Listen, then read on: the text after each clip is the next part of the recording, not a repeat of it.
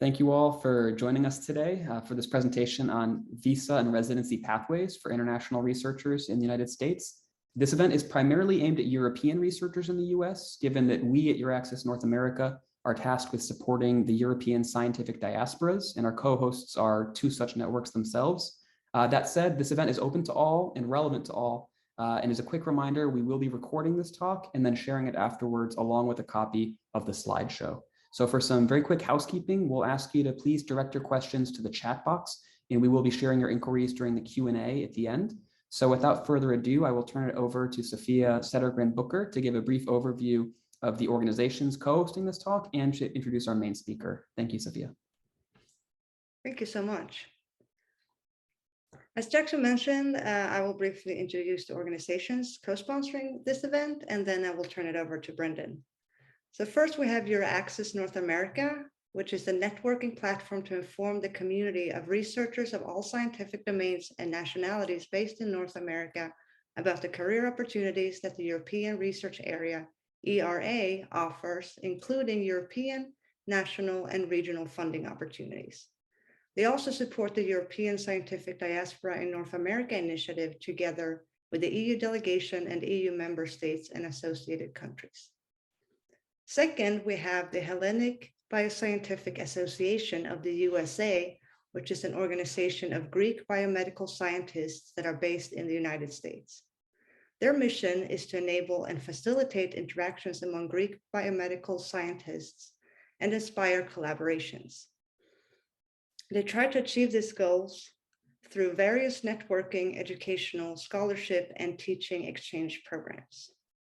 And lastly, STARS Network, which stands for the Swedish Transatlantic Researchers and Scholars Network, is an organization for Swedish researchers and students in North America and Sweden, researchers and students in North America with an interest or connection to Sweden, and people interested in learning about the Swedish research landscape. STARS supports its members by organizing networking events and information sessions with a specific focus on issues facing academics and researchers in their profession, and by hosting a mentoring network to support young researchers and help them in their professional development. If you're interested in learning more about any of our organizations, I will share links to their respective websites in the chat. And I will also share a link to Frank and Delaney Immigration Law's website to give you an opportunity to explore their immigration services. So now it is my pleasure to introduce today's presenter, which is Brendan Delaney, attorney at Frank and Delaney Immigration Law, LLC. A native of Northern Ireland, Brendan received his Juris Doctor at the Catholic University of America in Washington, D.C. in January 2009. Focusing on the representation of foreign-born nationals and U.S. employers with their U.S. immigration matters, Brendan's work includes an emphasis on extraordinary ability and national interest waiver cases, as well as EB-1B, PERM, J-Waiver, H1B, and O&P visa applications. In addition, he has successfully utilized both the E and L visa processes to assist investors and other startup companies here in the United States, as well as assisting them in transferring employees from foreign corporate offices to the US. Brendan works extensively with scientists, researchers, physicians, and other professionals, as well as organizations and employers in both academia and industry. He assists with their temporary and permanent visa applications on a company, individual, and institutional basis. Welcome, Brendan. We're so happy to have you here tonight. Without further ado, I will hand it over to you and the presentation that we're all eagerly awaiting. Thank you so much.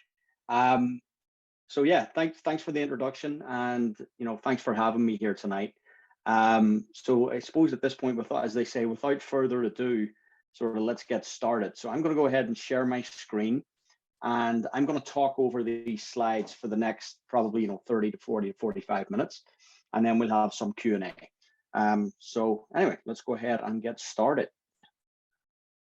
And there. I'll do this, and we are good to go. So this is me. This is my firm. We're in the BC area, and we're going to talk about visas and immigration. Yes, I am an attorney. However, this is not legal advice. Okay, this is for informational and educational purposes. And if any of the questions get too particular or specific, I will defer. So just keep that in mind. This is not legal advice. This is informational and educational. So anyway, if I had to give you guys a couple of takeaways as foreign nationals, whether here in the United States right now, or in fact, if you're back in Europe, sort of contemplating these issues as how you're going to sort of enhance or move forward with your career or your professional development, is when you're dealing with visas and when you're dealing with the different sort of questions or issues that are on the table. I think being ready to be flexible is important, and also to recognize the different sort of short, medium, and long-term goals that are on the table as you may sort of transition between the United States and back to Europe, or sort of vice versa. Utilizing the different sort of research institutions, utilizing the different research resources that are in front of you. So those are two things to sort of keep in mind as you sort of navigate some of this. As Jackson sort of noted at the outset, a lot of what I am going to talk about is sort of US visa centric, but keep in mind, I'm going to say this on a number of occasions, right there in front of you, there's nothing to sort of stop you sort of pursuing your career options and the career pathways, and in fact, the research opportunities on both sides of the Atlantic. Because as it says right there, science is both international and inherently collaborative. And I've had the good opportunity to work with scientists and researchers for quite a number of years. And I've seen, I think in the more recent past, a lot more sort of, I don't want to call it back and forth, but that sort of idea of being able to sort of utilize and harness research opportunities, both here in the United States and back in Europe. So yeah, in the context of the US sort of job market and science, it's important, but so are international researchers. And sort of keep that in mind as you sort of make decisions about your career and the professional development and the professional pathways that you will take. Regardless of where you see your sort of career going, I think it's important to note that in the context of the United States, and whether you want to go back to Europe with the proper guidance, I think by following the correct avenues that are in front of you, you will get to where you want and need to be. And that's the ultimate end goal as you sort of navigate all of this. In the context of the United States, what about international postdocs? Some of you may be surprised to know that more than 50% of postdocs in the United States are in fact foreign nationals. Now, obviously I'm talking, international from all countries across the world. Some people here may have been here for graduate education, undergraduate education, or you may have just gotten here, or you may not even be here right now. But if you're here in the United States as a postdoc or an early or mid-career researcher, you're going to be further down your career path than foreign national students. So you're going to be facing different issues. If you came here for your PhD, then the visas that are in front of you include the F1 OPT and the STEM extension, which is good for 3 years, the J1 Research Scholar Visa, which is good for 5, and the H1B Visa, which is good for up to 6. So conservatively speaking, you can utilize up to about 14 years of temporary visa here in the United States as a foreign national researcher. Now, obviously, different people will utilize these different visas in different ways. Not everyone will utilize all of this, but these are the sort of options that are on the table for you.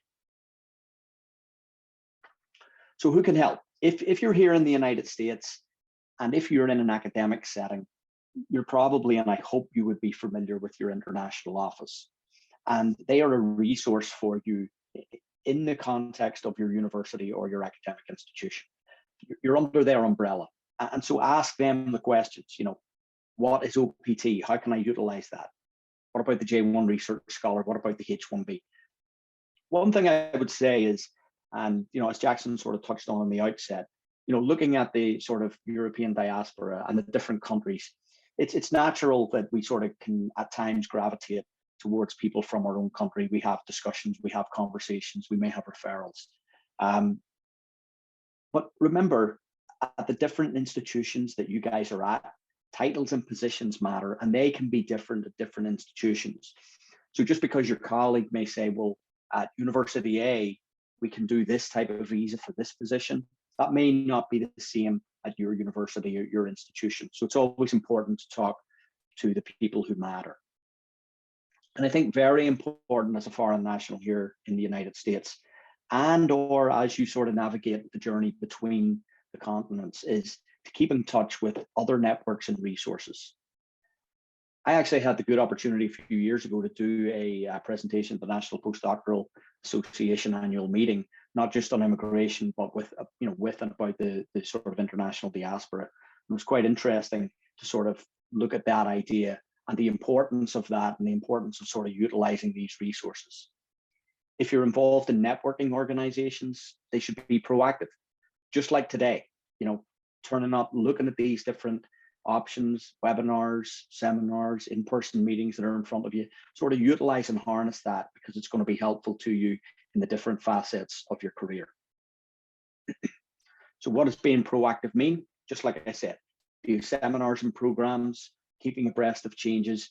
And again, if in the context of the United States, reaching out to, interacting with your international office, but also utilizing organizations and resources like EURAXESS, who are there to guide you both here in the US and back into Europe for different funding opportunities. Regardless of where you go, regardless of the pathways that you take, it's important to stay informed. It's important to have the knowledge that will allow you to make informed decisions. And I'm hopefully going to sort of be able to walk you through some of that in the context of some of the US visas and the opportunities that are in front of you tonight. So what questions, issues, and concerns are in front of you? And here's some as a sort of European coming to the United States, or contemplating, if anybody's in the audience sort of back in Europe tonight, contemplating coming here. What are the main questions that you're going to ask? Well, ultimately, I suppose it's where do I want to be? And one of the main questions that scientists and researchers face is the idea of whether you want to stay in academia versus industry. Life changes. I came here in 1999. I'm from outside Belfast in the north of Ireland. I didn't necessarily know I was going to still be here 23 years later. Although I came here, I met my wife, and it's been all good. But things change, career pathways change, families change, and things like this. So how do you sort of navigate that? From a visa standpoint in academia, what are the visa options that are in front of you? J1, H1B, OPT. That's what I just sort of touched on a moment ago, and I'll explain further in a second. If you're here in the United States, can you transfer a J1 within an academic setting? Can you do an O1 if you want to go into an industry setting? If you're here in the US, ultimately, do you want to be here on a temporary basis, or do you see yourself being here permanently? But I think it's fair to say, remember that as you sort of continue to either grow from your career standpoint, look at the opportunities that are in front of you, that you have options on both sides of the Atlantic. And that's okay. I think that it's fair to say that the options that are there give you the opportunity to make good, solid decisions for both your life and your career as you continue to navigate all this. So what about the most sort of relevant or commonly utilized visas here in the United States? US immigration is a little bit like alphabet soup. A lot of letters. We're going to concentrate on sort of 3 or 4 of them this evening. The F1, the OPT, and the STEM extension. That's a student visa, but at the end of that, you can get your optional practical training, and you can also get your STEM extension. Again, if you are dealing with this visa as an international, you've got to talk to your international office if you have any questions. You've got to be careful about not doing anything that would leave you out of compliance. The OPT, optional practical training, post-completion, is good for 12 months. And then we have the STEM extension, which is good for an additional 24 months. A couple of things to note on that. You must have a qualifying STEM degree. The employer must be E-verified, and there must be a bona fide employer-employee relationship. So there's less sort of ability to do volunteering or self-employment work. But if you can see there, it's good for up to 3 years, the initial 12 months and the STEM extension. In certain cases, people may utilize that to leave academia. If you do that, be careful about your next steps and what the next visa options are, i.e. you're essentially walking into the H1B cap at that point. So that's just something to keep in mind, and I'll explain further in the next slide or two. The J1, if you're here as a researcher, if you're not on a J1, you've probably heard of it. A very commonly utilized visa for researchers. And there's a lot to like about it. You generally don't have to deal with USCIS, which is not a bad thing. It's fairly easy to administer and is transferable within an academic setting.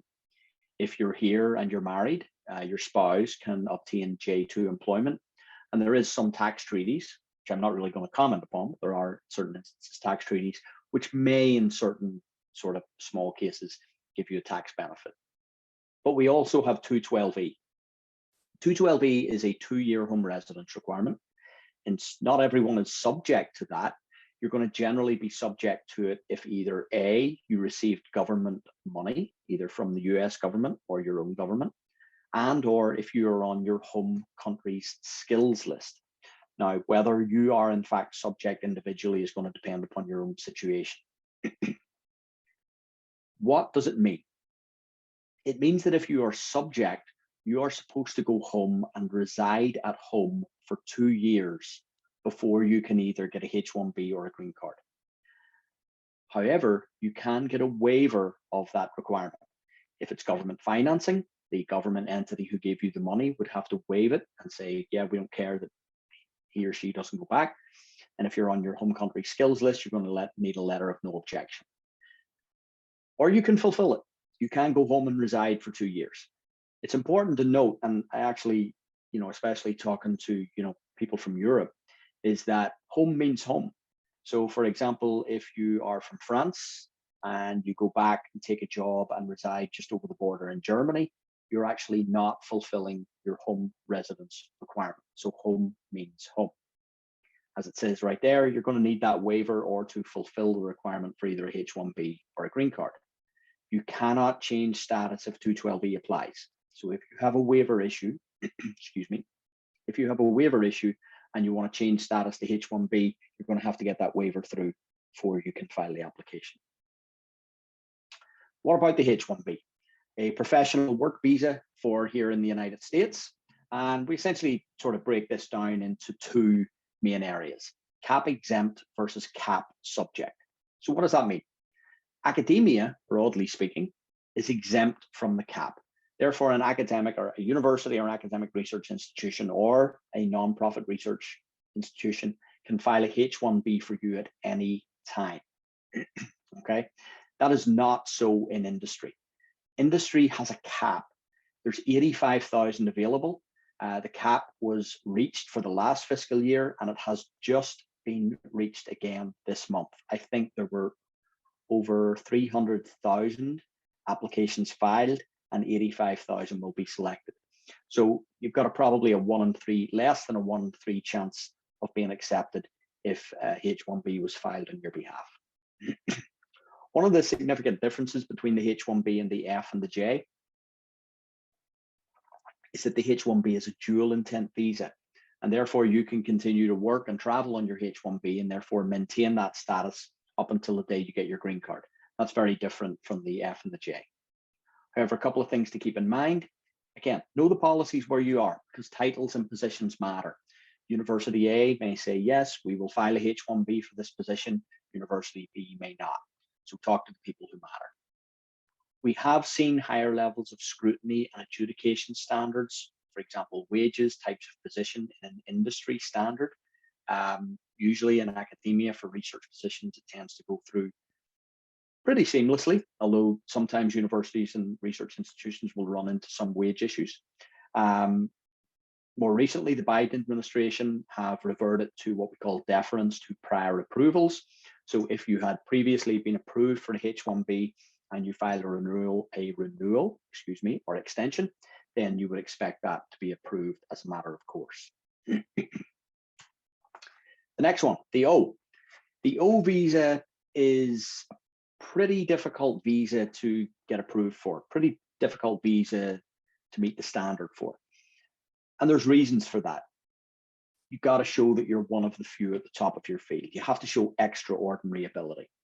Now, why would we therefore want to utilize an O visa as opposed to an H1B or a J? A couple of reasons. First of all, if you had a J1 and you were subject to the 2-year home residence requirement, which would therefore preclude you from getting a H1B, that you don't need a waiver to get an O1. The employer can file an O1 on your behalf.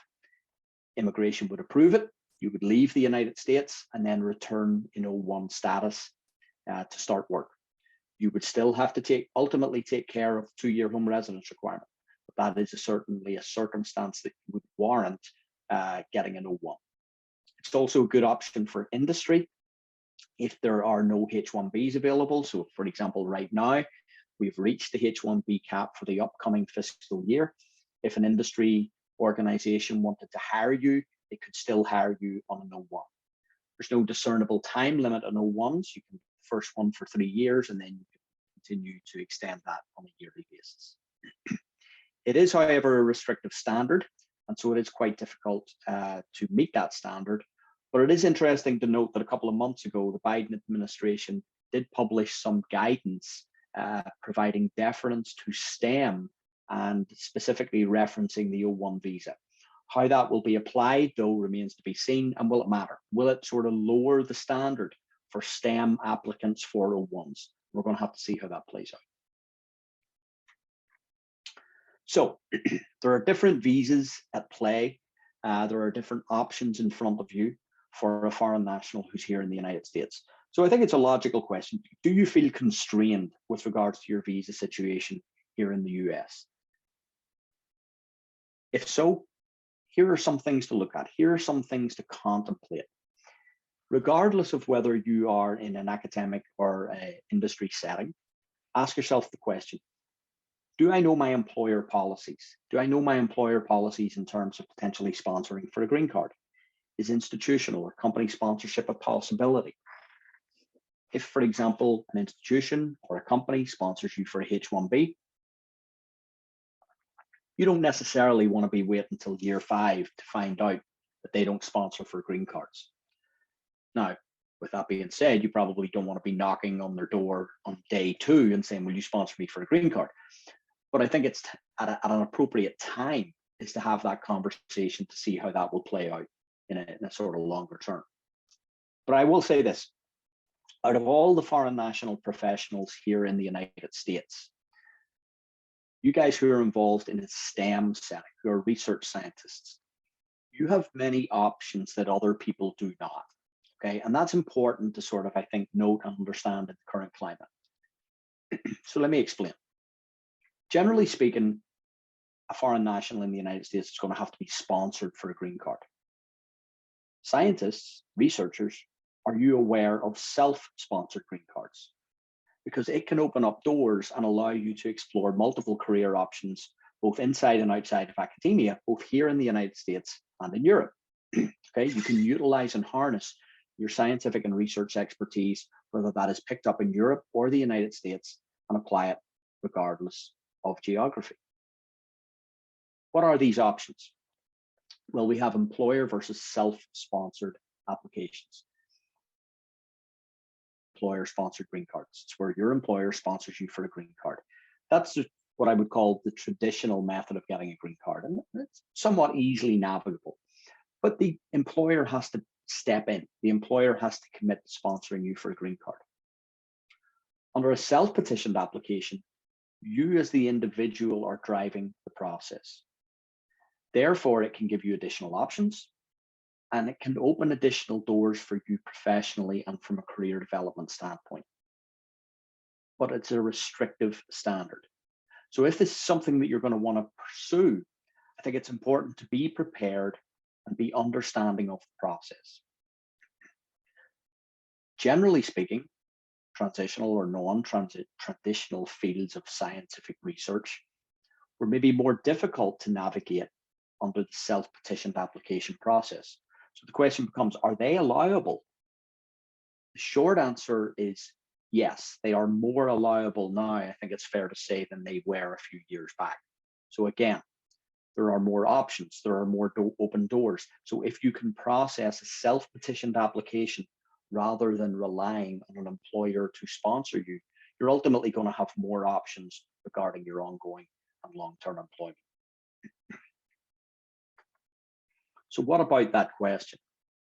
The intent to continue working in your field in the United States. Again, I think the general sort of understanding or idea of getting sponsored for a green card is, well, you know, I work for this employer, they sponsor me, and I have to keep working for them. In a self-petitioned context, you're not tied to a specific employer. You do, however, have to sort of commit to continue working in the same or allied field in the United States for a period of time. I'm going to say a couple of things now and in the next slide that's important to note in the context of the European diaspora, in the context of what EURAXESS stands for, and in the context of this webinar tonight. You do not have to be physically present in the United States to file these types of cases.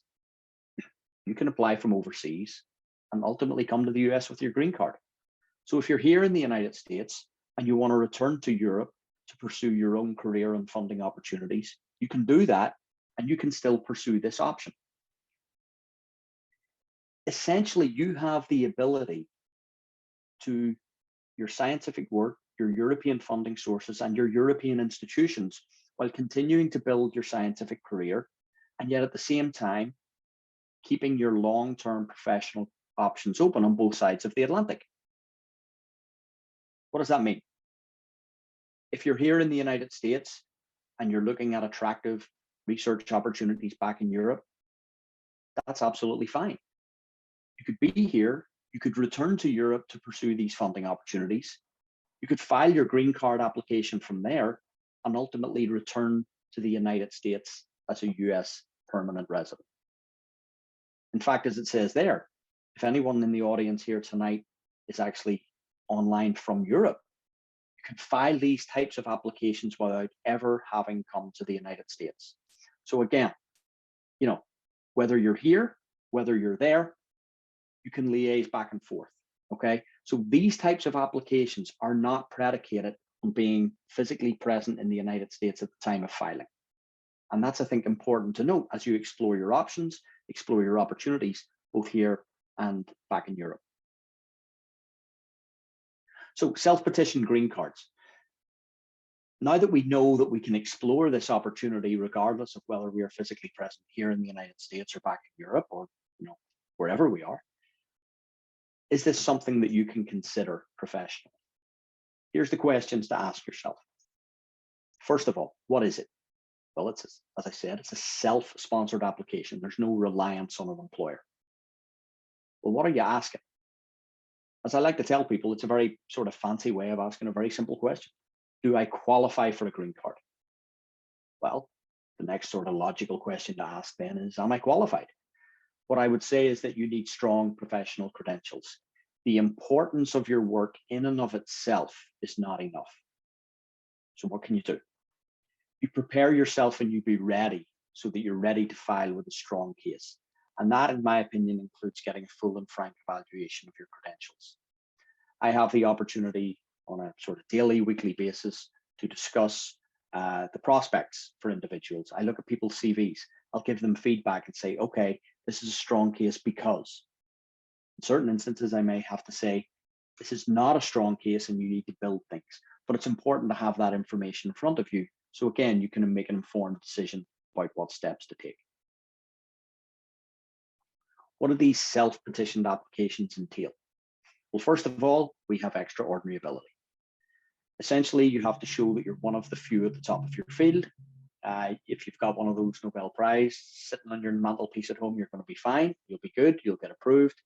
But if you don't, you're going to have to sort of process this through a number of different categories, a number of different criteria, and sort of try to meet at least 3 categories, a minimum of 3 categories, through meeting the evidence, the documentation, the material that you have, and then show that you are one of the few at the top of your field. So as you can sort of imagine, it's a very stringent standard to meet. A more appropriate standard and almost a certainly better alternative for postdocs and earlier mid-career researchers is the National Interest Waiver. The National Interest Waiver is more of a sort of cumulative and broad analysis of your overall body of work. What do you bring to the table as a research scientist or involved in an area of importance to the United States? Now, all of the research is important, not all of the research is significant. So therefore, the mere sort of act of publication or presentation in and of itself is not necessarily going to be enough. However, as in the EB-1A on the last slide, you're the one driving the process. You need to show continuation in your field that's not tied to any specific employer. The last slide probably showed you the very restrictive nature of the EB-1A. Well, here's the standard for the EB-2 National Interest Waiver. First of all, you have to show that your work carries substantial merit and national importance.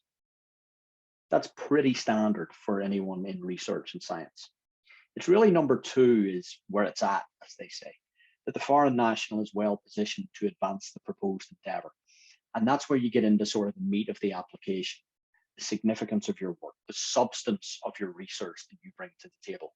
And then ultimately you have to show whether it would be beneficial to the United States to waive the requirements of a job offer, labor certification, and admit you as an individual applicant with a green card. What do we look for? For researchers and scientists, under sort of an older level of adjudication, they looked at citations a lot. Citations tended to carry a high degree of importance in these types of applications. Now we can sort of expand the narrative a little bit. We look at cover articles, editorial highlights, standards of publication, your journal rankings.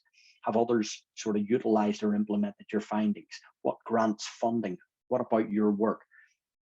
Right there at the bottom, how well positioned are you to continue to advance the field of endeavor? Now keep in mind, the burden is on us. The burden is on you as the applicant to put forward, to organize, structure, and present the strongest possible case on your behalf, given the evidence at your disposal. So how strong is your case? What do you need to bring to the table to undertake and file a strong case? Grants, funding, not just what I have, not just how much, who did it come from? What was the selection criteria? How many people applied? Who was selected, etc. Get published. Get published, Nature, Cell, Science. No, you don't need to be published in journals like that. It certainly helps, right? But it's not going to be a requirement. We've letters, expert opinion letters, citation history, peer review. Bringing all of this sort of stuff to the table can help the application, can strengthen the application to a point where you're comfortable that you're filing an application that you would certainly feel has a solid foundation to be approved. And networking. Use your professional relationships. And I think that goes back especially to the expert opinion letters, the recommendation letters. Having strong, solid professional network will enable and facilitate you to obtain strong recommendation letters from your PI, your lab chief, your department head, whomever that may be. Because if you sort of establish and maintain strong professional relationships, when the time comes to get those recommendation letters, when the time comes to get those expert opinion letters, you can go and have those discussions with that person, and he or she will be in a position to say, yeah, I'll write that letter for you. Well, you'll write that letter and I'll review it and sign it, but they will be in a position to sort of to do that for you, and they will be happy. So it's important from a networking, professional networking standpoint to sort of utilize that. So as you sort of navigate all this, and you may look at pursuing a self-petitioned application to be able to look at obtaining a green card, then you are required to continue working in the same or allied field of endeavor. However, I think it's important to remember that that includes, or rather maybe in terms of pursuing that, showing immigration that you are continuing to work in the same or allied field of endeavor, we look towards the application of your scientific knowledge.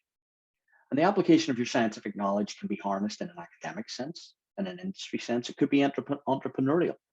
As long as what you are continuing to do upon approval of your green card application aligns with the area, the field in which you were engaged at the time of filing, you should be fine. Now, obviously, that's not a bright line rule. And the further you sort of go away from the research, then that could be problematic. But there are opportunities, again, to apply your scientific knowledge and continue to work in the same or allied field of endeavor under that of which you filed, that you don't have to remain in the same position or the same employer, etc. And I think that's a significant benefit to being able to pursue a self-sponsored application as you sort of ultimately engage in the green card process. But ultimately, we do have to be mature enough to look at this from a pragmatic standpoint. It's not easy, okay? Not everyone may work it out, okay? But I do think that if you prepare yourselves and learn what is in front of you, as I said earlier, as I said at the outset of this, that you can get to where you want to be, okay? The options are there, and the ability to sort of navigate this positively and in a successful manner is there if you take the right steps and make the correct decisions. So I'm going to sort of finish up now with a couple of slides, and then we'll move it over to some Q&A. And here's a couple of things to keep in mind. If you are here in the United States working and your research is in an area of, for example, security or another delicate field, and you got to go home to get a visa to return, it's vital to set up any visa appointment well in advance. Okay, the consulate or the embassy can take an inordinate amount of time sometimes to sort of look at your visa application, your visa appointment administrative process. DUIs and DWIs. If you get one of those here in the United States, Department of State can revoke your visa, and you do not need a conviction. So you shouldn't do it, and be very careful. So, you know, there are ramifications beyond the criminal. There are other ramifications. So, you know, it's there for your knowledge. We're in an era of extreme vetting. If you travel, then Customs and Border, CBP, have, in certain instances, asked for social media, phones, computers. I'll just say be careful with what's on that as you enter the United States. I think it's become less problematic under the current administration than it was under the prior Trump administration. But you know, just to know that they can do it.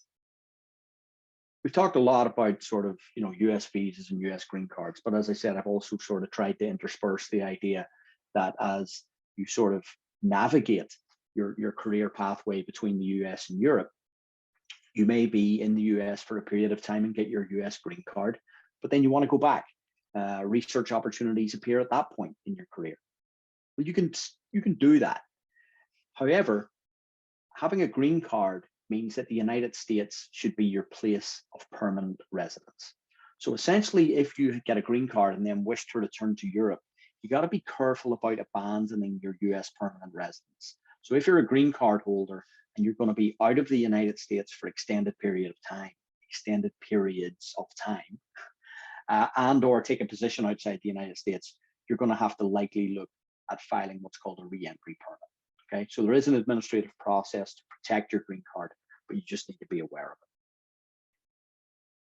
Politics, the politics of it all. Yeah, I live in DC, pretty good city, but you know, the politics of it all is what drains us. It's been a rough 2 years administratively for case processing and the administration of applications with USCIS. I think it's fair to say that the previous administration, you know, they kind of got it, staffing, they got it, the internal nature of USCIS. So hopefully positive change will be on its way. I'll be honest, I'm a little disappointed that we haven't seen a more positive sort of administration from USCIS internally, case processing, etc. So hopefully it's coming. And then the other questions are, will Congress pass a bill? They talk about it, they sort of dance around it. Reconciliation was possibly going to be the answer, but now that's not likely. I do understand that there have been certain negotiations recently for some bipartisan movement, but I'm not holding my breath, and let's see how this plays out. I think more recently, the big potential step forward, certainly for scientists, researchers, and people in STEM, was the guidance that was published by the Biden administration in January, and that's a big potential step forward. But as I mentioned, I think earlier in the reference to the O1, let's see how this guidance will be applied. It is relevant to national interest waivers. It is relevant to O1 visas, J1 academic training, and OPT. So let's see how it's been applied. It looks like a positive step forward for STEM applicants, but again, like everything else, I think the best thing to do is stay appraised. Get the information, but wait for the actual and real information. Just be careful about the forums. Be careful about the conjecture. And it's a fluid and movable situation. But keep yourself in the loop. Stay appraised. So that you can make decisions based upon the real information. So with that, I'm going to say thank you. It's been a pleasure. I hope that was informative for you. And at this point, I'm going to stop sharing my screen. I'm going to hand it over, and then we'll do some Q&A. Great. Thank you so much, Brendan. That was a great presentation and overview, very, very comprehensive.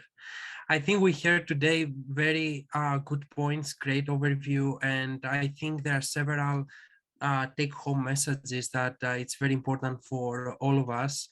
I think we're all excited to pursue opportunities here, and science is also exciting, but it comes with some sort of planning.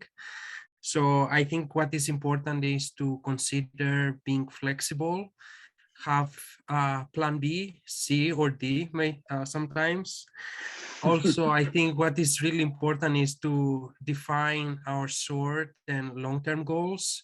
That is really important so that we can plan ahead our strategy and try to have a timely approach.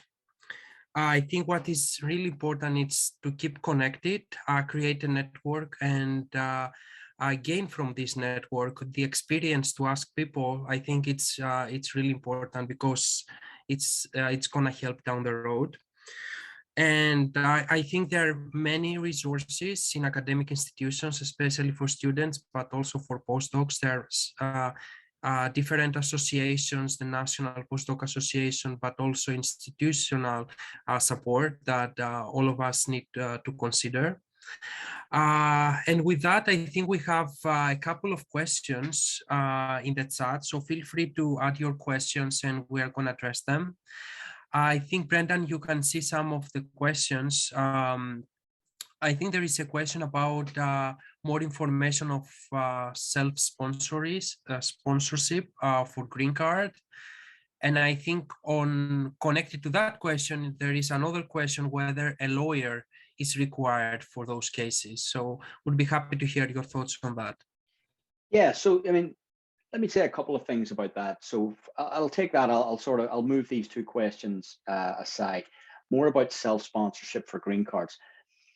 I hope I was able to give a sort of, I suppose, a base overview or a basic understanding of what that entails.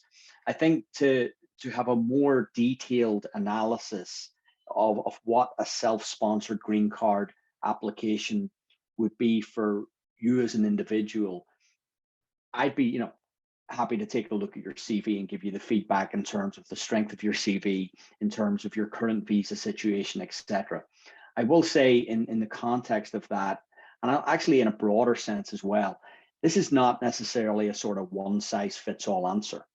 And people approach this in different ways. People have different personal and professional situations. People have different personal and professional circumstances. So as you may navigate, for example, a self-petitioned application, when to do that, what's the best possible time to do it, etc., it's probably going to depend on you as an individual and your broader sort of both personal and professional circumstances and situations.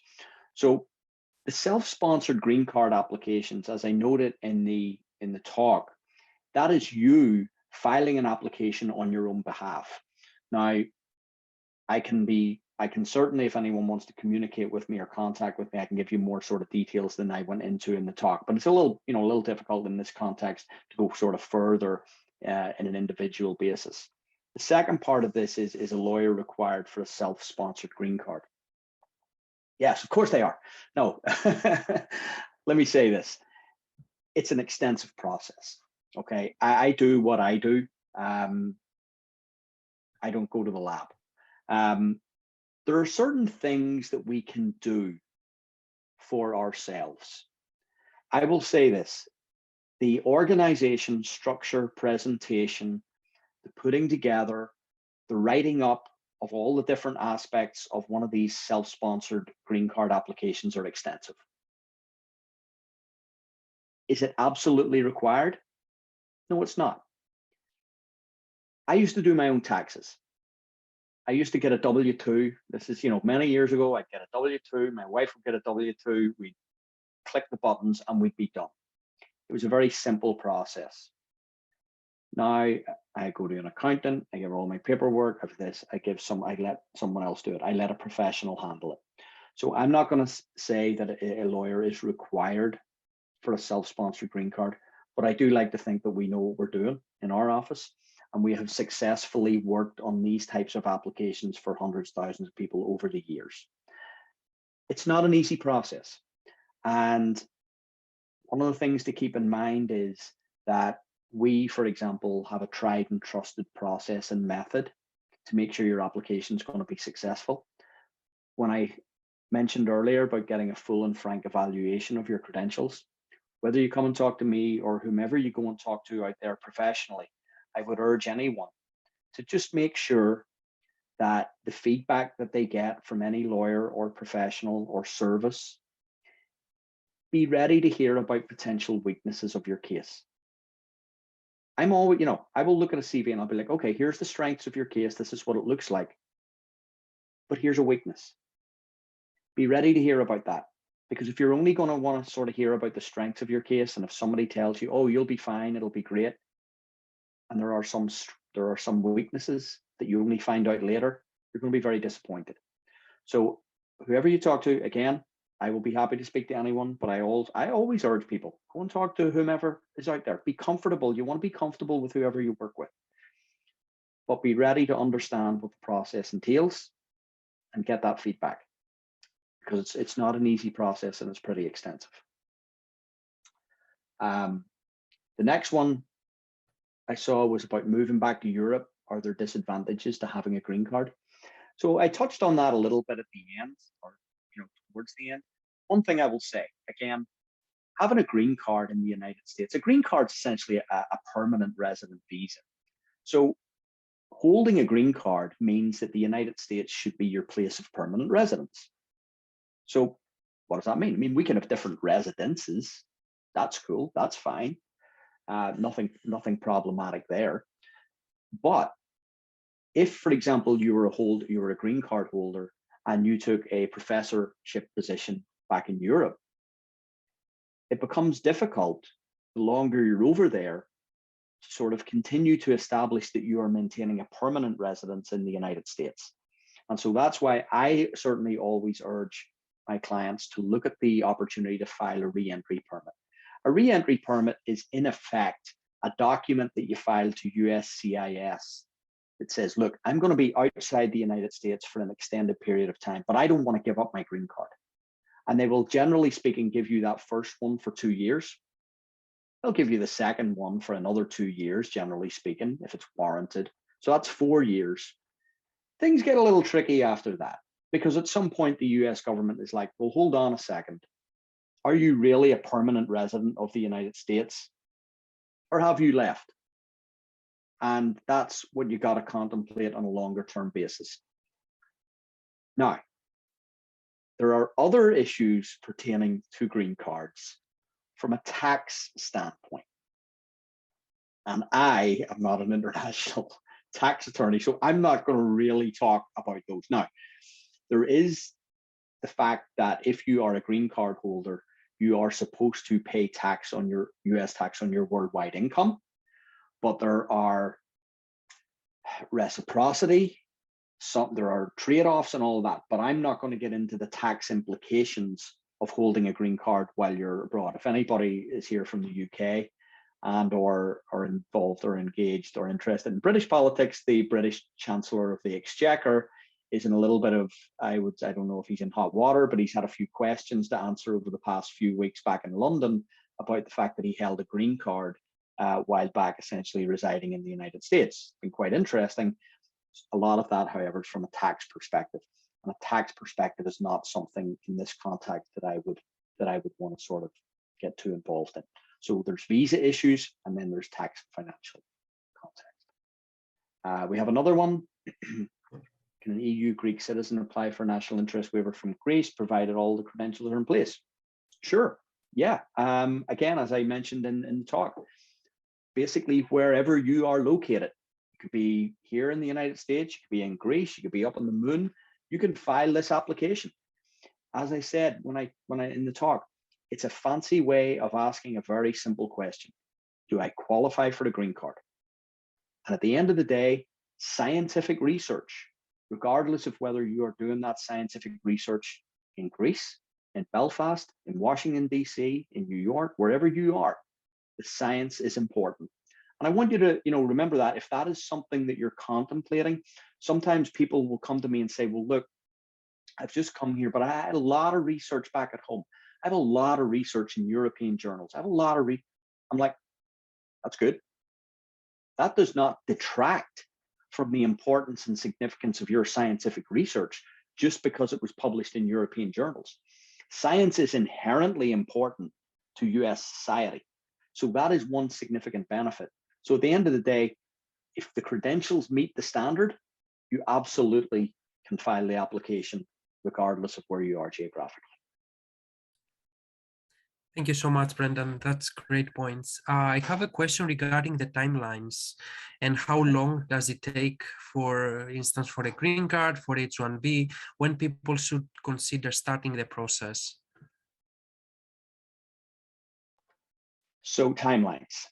It's a good question, and unfortunately, it's a very difficult question for me to answer.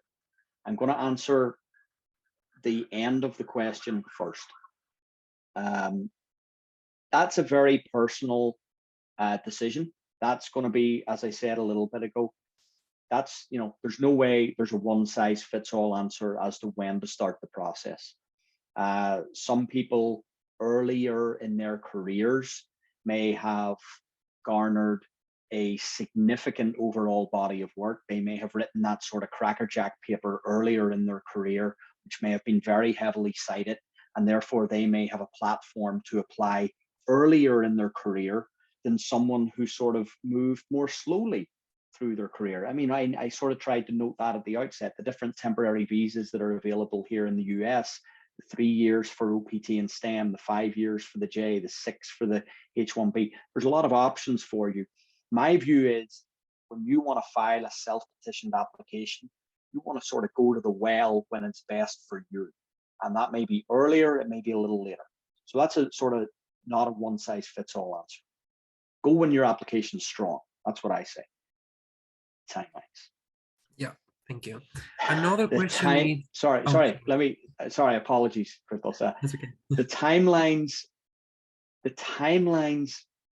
is hugely difficult because it is remarkably frustrating. Immigration says that they adjudicate cases in the order in which they were received, and that is simply not true.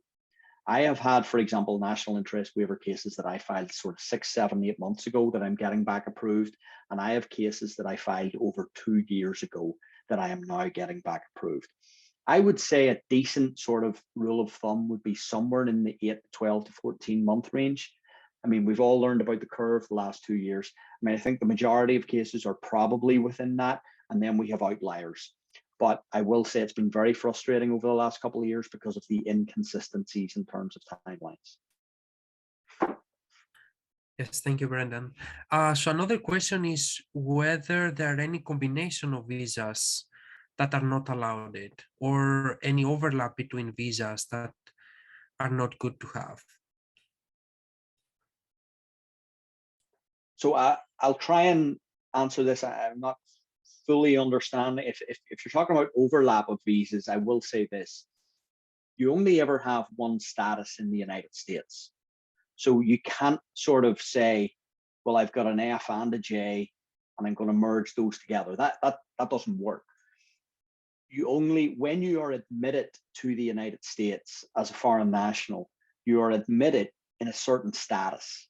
So if, for example, you're here as an F1 or on your OPT, and you use that visa to come into the US, you're here as an F1 non-immigrant. That authorizes you to do certain things. If your employer files a H1B on your behalf, you can change status from F1 to H1B and be authorized for H1B employment incidental to that new status. And you would therefore be in the US in H1B status at that time. But if you needed to travel out, you would need to get a new H1B and come in using that visa to get back in the H1B. You couldn't just go back and be like, oh, I've got an old F1 on my passport, I'll just use that. You can't do that. You have to always utilize an appropriate visa for the purpose that you need to enter the US in. So that's important to note. In terms of sort of different types of visas, etc., a little hard to know because, you know, I tried to sort of, I suppose, go through the most commonly utilized visas, the F, the J, the H, and the O. I mean, beyond that, yeah, it's alphabet soup. There's E's, there's L's, there's different visas. But I think for purposes of tonight's discussion, those are the more common or most common temporary visas to utilize. Thank you. So another question is about the transfer. So you talked a little bit about the J1 transfer. So I was wondering what is acceptable, because that's, I believe it's a training program. Are they people allowed to switch institutions to do something different from their first years in J1? What is appropriate or what is allowed?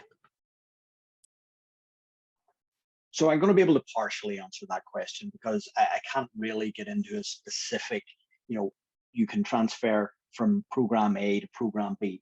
You know, that would be a case by case basis. So I'll speak a little bit more generally. Essentially, the J1, as the person indicated, yeah, it's an exchange visitor program. It's an exchange visitor visa. And one of the benefits, and when I talk about the administration or the transferability, I suppose, of the J1 is that they, as the institution, will be a J1 visa issuing entity. So they have your DS 2019 at institution A. Instead of having to go to US immigration to get a new one approved, and you want to go to institution B,